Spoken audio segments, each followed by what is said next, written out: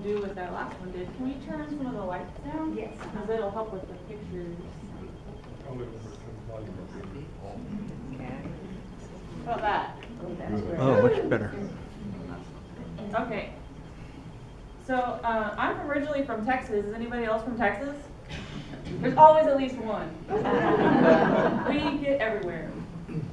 So I grew up in Texas. I did all my schooling in Texas, and I bring that up not only just to show you really cool pictures, but because it really leads into how I ended up in Florida. I did my PhD on ocelots and bobcats, and ocelots are the ones on the left there. They are an endangered wild cat. They're only in the U.S., only found in 2 counties in deep South Texas. They have really similar conservation issues as Florida Panther. They're in low numbers, they have low genetic diversity. Their highest numbers in Texas are on private lands. So it was really easy to go from that to move to Florida, and I did that in 2013 to work for FWC as the first panther biologist to be north of the Coexisting River. Last year I left FWC to go to a private company, and it was actually kind of to make it easier to do panther stuff north of the river, kind of remove the politics from it. So we all still play together and help each other and do all those things. And tonight I'm here actually in a capacity of what I used to do at FWC doing outreach, but Defenders of Wildlife actually contracted me to do that through my company because we needed to continue to do the outreach north of the river. So what we call the Florida Panther here in Florida is just a mountain lion, cougar, puma, whatever you want to call them. They all have the same name, they're all the same cat.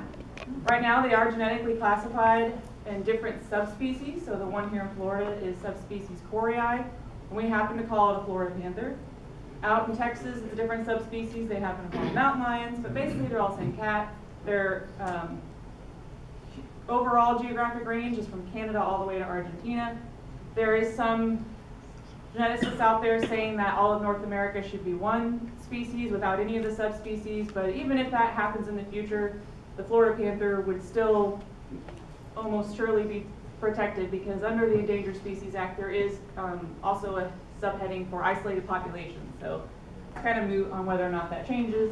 Their historical range is in the blue there, and it's blurry, isn't it? I think there's probably a focus button on here that I'd never be able to find in the dark, but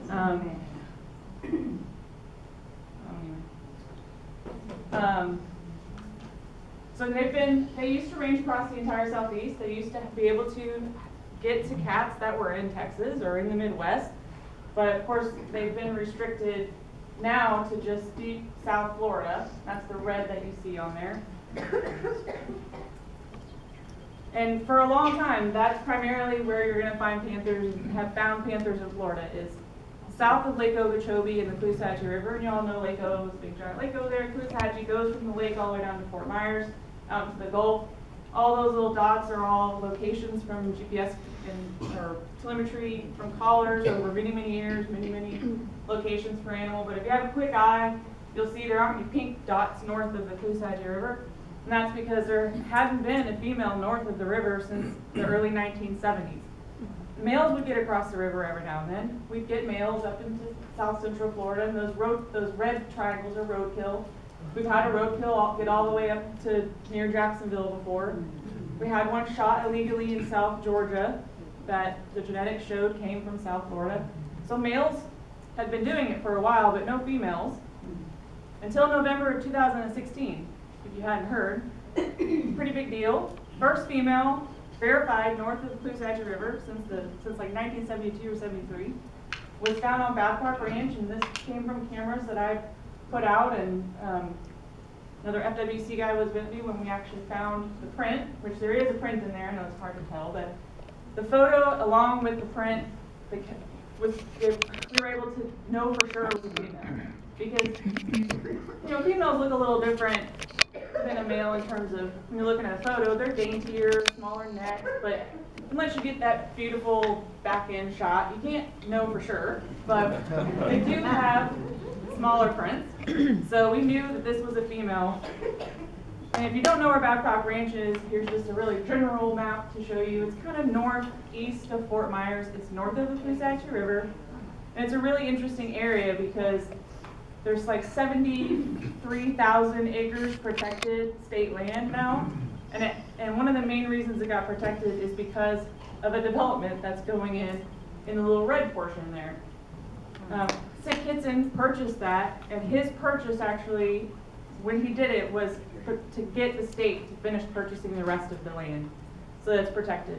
And that neighborhood, you know, we all kind of go, oh God, neighborhood. It's completely solar powered. They didn't build on any native habitat. All got built on sod fields and old mine land. So if you're going to build a neighborhood in the most environmental way, he's definitely doing it.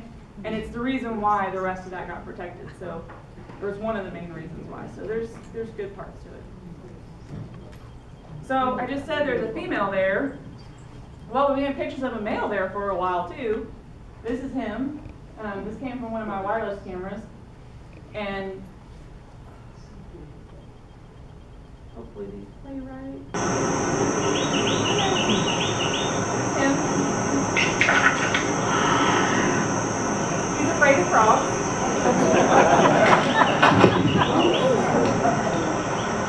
That's him hissing at a frog. But you got a male, you got a female, put 2 and 2 together, and we were able to verify kittens. So March of 2017, literally the last week I was at FWC, right before I changed companies, these photos came up. We knew she had at least 2 kittens with her, and this was obviously the first breeding we'd had north of the river, probably since before the 70s. So this was huge. Here's a female that swam on her own and made it across, and now is breeding north of there. There's her again, that same litter. She's looking back like, come on. There's 1, there's 2. So that was in March. June or so of 2017, I started getting photos of her by herself. So we started to wonder, did something happen? Kitten survival is only 33%, so this is probably also her first litter. They get better as they go. So it's not entirely a surprise that maybe they didn't make it. Then of course, then we go however many months that is from June, no photos of her, just mail every now and then. Then September, what happened in September? Hurricane Irma. That got us wondering. Now these animals are adapted to, you know, Florida, whatever happens here. Wildfire, hurricanes. So generally these animals are fine. But still, we're sitting there wondering, like, wow, I mean, we haven't seen her in a while, we haven't seen the kittens in a while, what's going on? So the day before Thanksgiving, I'm sitting at home, I'm about to go out to Babcock actually to check cameras, just a regular day that I'm gonna go check cameras. And one of my wireless cameras sends me this photo before I leave the house. And it's her. What we assume is her. I mean, we can't know for sure, but obviously, first female, probably the same female, so we'll just pretend that, yeah, that's it. So I'm like, oh my gosh, I gotta get in the car, I gotta go. So I get up there, I check that whole area, I don't see anything. I just keep on checking cameras, and sure enough, I get around to another camera, and she's got 2 kittens with her. So she's had another litter. She must have lost the first litter, which again, it happens. We know there's a male there. She's gonna have more. So she did. She had 2 more kittens. This was right around Thanksgiving time of last year. And if that wasn't exciting enough, in March of 2017, right after we verified that she had kittens on Babcock, we found a second female north of the river.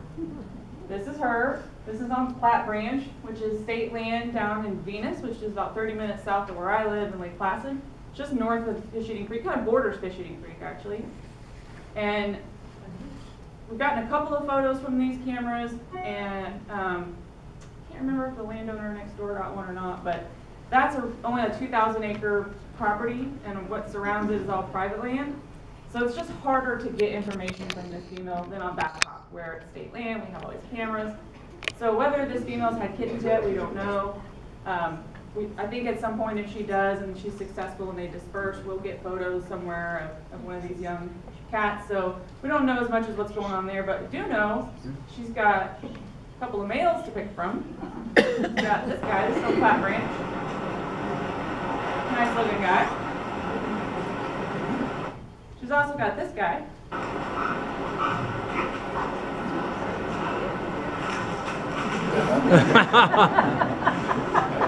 What he's doing there is making a scrape, and that's how they mark, to not only tell other males that that's their spot, but also to let females know there's a male around. And if you notice, he is a little rotund. That's actually not usually what a wild panther would look like. He's a little unusual like that. We've only seen one other male look like that. It's probably a health thing. There's probably some reason why his belly is big and hanging like that, like a house cat. But we've been getting photos of him for years, so it's obviously not something affecting his overall health. And it's kind of become something we kind of joke about, and we're always excited when we get photos of him, because we always know it's him. So where are some of the other places that we've seen panthers north of the river? That's what this map is. All those red dots are usually roadkill. Sometimes it's a road injury, but usually it's roadkill. And then the green plus marks are verified sightings. That means it came from something we knew for sure that it was legit. So it came from one of my cameras, it came from a landowner or somebody's cameras, and they submitted it to the Panther Sightings website. It can be a photo of the animal, it can be a trash. I've even had a verified sighting from someone sending me a deer kill that we were able to know for sure was a panther. So you kind of get an idea. Mostly you see lots of movement up and down the Lake Wills Ridge. It's a great wildlife corridor. Also along riparian corridors. So you see like over through Hardy County up through Polk, that's the Peace River corridor. So you kind of see that movement. You see they do get north of I-4. Doesn't happen a lot, but occasionally they do. I think that might be the next one. I tried to put ones that were kind of close to y'all. So here's one from 2013 of a male on some private land in Seminole County, not that far from here. But he submitted it to the sightings website, the FWC sightings website. And then, oh, that arrow is wrong. Or is that right? Is that Seminole County? Yeah, that's right. Sorry. Yeah, that's where that photo came from. Here's my friend again. And that actually came from Kissimmee Prairie State Park, where the arrow's pointing, which is about 40 miles from that Platte Branch photo, that video I showed you, which 40 miles is nothing for a male panther. Their average home range is like 200 square miles. But I actually got multiple photos that I was able to put out in a timeline of him going to Kissimmee and then getting a photo back at Platte Branch and then another one at Kissimmee. We were all just kind of surprised that he bothered to walk that far multiple times like that. You know, kind of anthropomorphizing a little bit with the belly, but yeah, he can still make his rounds, that's for sure. Here's some tracks from 2008 from Tomoka State Park. That's not super far from here, but farther north, Volusia County. There's the arrow for that one. But you'd still be surprised at how many people get confused when they see something, and whether it's a panther or a bobcat. These are the only two wildcats we have in Florida. A panther is obviously larger. They have a longer tail. Their tail is about the length of their body. A bobcat's tail will never be the length of their body. But it doesn't mean that it's just a nub. It can be 6 to 8 inches, like this one on this photo. That's a decent sized tail there. Bobcats are spotted their entire lives, although it varies. Their spots can be so variable that sometimes from far away it just looks tan. The back of a bobcat's ears have white spots, and the back of a panther's ears will never have white spots. It's dark. But bobcats in Florida get really tall and leggy, and so I think that's sometimes why people get confused. Also just the excitement, like you want to see what you want to see, I totally get it. We have what's called Bergman's rule, if you've ever taken any biology, and that just means that the northern part of your geographic range, it's good to be big-bodied and short-limbed, because if it's really cold and you have really long limbs and the blood has to go really, really far to get to your extremities, is that good? No. Because then you're going to lose some of those when it's cold. And also, the same thing goes for what they eat. So cougars way up north are larger. They're eating things like moose and elk. Down here in the southern part of their range, same thing goes for bobcats. They're longer limbed and smaller bodied, and way less because it's hot. You want to dissipate heat. The deer in Florida are like little rats. They're like 75, 85 pounds. So it would not behoove you to be a 200-pound panther in Florida. So if anybody ever tells you that, they're. So average, a female is about 85 pounds and a male is about 135 pounds. Once in a blue moon we see 150. That's rare. because it doesn't do you any good. Oh, I just said some of this. So I said the weight and lifespan, females live longer. Males, they have to fight for their territory. They're fighting for females, they're fighting for their space. So they don't have as long of a lifespan, usually about 10 years if they're lucky. Females we've seen get all the way up to 17. Of course, they all live longer in captivity. Their home range, males, is 200 square miles on average. That is 148,000 acres, is that right? And that's about the size of 96,000 football fields, or 4 Magic Kingdoms. It's large. Females is smaller, about 80 square miles. There are 2 main reasons that they die in Florida is intraspecific aggression, which is just a fancy way to say that males kill other males. They do occasionally kill females. If they have kittens from someone else, they're trying to bring her into estrus and she gets in the way, but usually it's males killing other males. And then roadkill. That's really our #1 thing. We just had 3, is that yesterday? Yeah. Yesterday. Was the 2-year-old and a couple of kittens, I think was yesterday. So obviously if you look at a chart of roadkill, in general you see it go up, but a lot of that is the population's gone up. We do a lot of mitigation for roads, and I think I go into that farther down, so we'll wait for that. So the nice thing about Florida, we don't really have seasons here, so they can breed year round. We do see a little bit of a peak in the spring, but we've also had kittens in every month of the year. They have about a 3-month gestation. They really like this really thick palmetto where it's like taller than me, and I'm 5'10". So we do try to get with landowners about the whole idea of like everybody wants to get rid of the palmetto, and leave some patches of it, have a mosaic. You want to still have some of that thick stuff, not just for panthers but bears and other wildlife. They can have anywhere between 1 and 4, but on average we see 2 or 3. And the young will stay with her somewhere between 9 months to 1.5 years. So she can potentially breed about every 2 years because they do come into estrus very quickly. So they can't be black. They only come in shades of tan, like in the top photo. A lot of people get confused about this because we call them panthers here. And jaguars and leopards can have a black phase, and when they are black, sometimes get called panthers. So I think that's part of it. Not that people in Texas don't tell me all the time if they saw a black mountain lion, but from Canada all the way to Argentina, from the time that we could take a photo or raise something in captivity, no one's ever seen a melanistic puma. Geneticists have even mapped the gene that causes that melanism and have found that it's genetically linked to the gene that causes spotting. So you see it in spotted cats, leopards, jaguars. They've had it in Jeffrey's cats, which is a small spotted cat in South America. Have black servals in Africa. They've never reported a black puma. It can also be confusing if you see something and it's in the shade, or it's sunrise or sunset, or the animal's wet or dirty. But they only come in tan. They can't be black. Tell all your friends. But bobcats are spotted, right? Bobcats can occasionally be black. And this happens in Florida, I think, more often than other places. It's still pretty rare, but I know of at least 3, maybe 4, if I remember correctly, verified black bobcats in Florida. One of them, I think, was way down like near West Palm Beach. I forget what the other one was. This one was Sebring, which is down in my neck of the woods. We picked up as a roadkill a few years ago, and it's actually being mounted to be able to use for education to show people. If you look really, really closely, it still has spots. Were the ears white? I don't remember. That's a good question, though. I can find out, because like I said, FDOT's making it into a... I don't think so, but yeah, I'll have to check. Good question. What do panthers like to eat? Well, generally they like to eat deer and pigs. And why is it good to eat pigs? They're not native, right? Because it's delicious. They think so.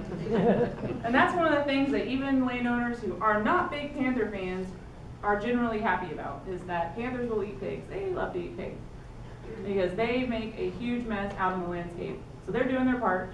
But they are generalists. They'll eat anything. They'll eat rabbits, and we've got photos of them with mice. I mean, usually those things aren't worth the effort, but like I said, they'll eat anything if they can catch it.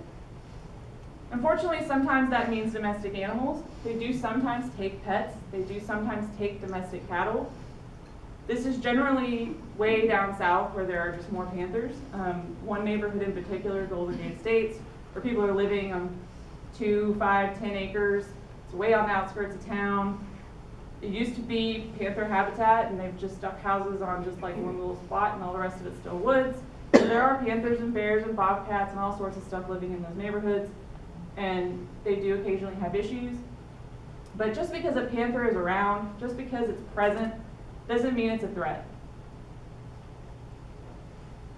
Eating domestic animals isn't like the gateway drug to people. We've never had a human attacked by a panther in Florida. I can't tell you it'll never happen. A lot of people ask that. I mean, we have no way of knowing. I do think the situations here are different than, say, out west, where people are hiking in really remote areas with a lot of terrain. So it's a lot easier to ambush somebody going by at sunrise, alone on a bike, that kind of thing. But if you really look at the statistics for how many mountain lion, how many puma attacks there have been in North America, it's actually pretty low. Statistically, you're more likely to die from a coconut falling on your head. But I think also now, just with how communication is now, how easy it is to get information, social media, the news, internet, we find out about these things faster. So it just seems like it happens more. These photos are actually all from Florida. So that's Golden Gate. The one next to the bird bath is Golden Gate Estates. The one on the boardwalk is Corkscrew, just north of Naples. And then I think also the porta potty is near Corkscrew. I just love that photo because I just like imagine the person walking out of the porta potty. Just being like, oh, okay, did you need it? It's open. But in terms of pets or small livestock, hobby livestock like goats or sheep, there's a really simple answer, and that's something that Defenders of Wildlife is one of the main things they do in Florida, is helping people get predator-proof pens. And that's what some of these examples are. Some people have just retrofitted their own things, like you see on the left and on the top. If it is secure and has a roof and you can put them in there at night, you're golden.